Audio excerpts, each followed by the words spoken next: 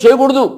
నీ జీవితంలో దేవుని కంటే దేనిని ఎక్కువగా ప్రేమించిన అది విగ్రహం అవుతుంది అనే సత్యాన్ని గమనించాలి. అనేక మంది తమ యొక్క భార్యలను, భర్తలను, బిడ్డలను, ఉద్యోగాలను, విద్యలను దేవుని కంటే ఎక్కువగా ప్రేమిస్తారు. అదే నీ జీవితంలో విగ్రహం.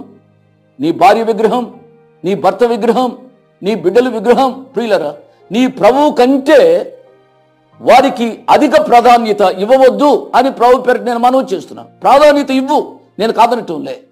దేవుని కంటే అధిక స్థానంలో వారిని పెట్టవద్దు కదూ. కొంతమందిని అడుగుతూ ఉంటాం, బ్రదర్ ప్రార్థనకు రాలేదు అని అంటే, ఓవర్ టైం బ్రదర్, ఉద్యోగం అలా ఉంది, ఉద్యోగం చేసుకోవద్దు అని చెప్పడం లేదు అండి.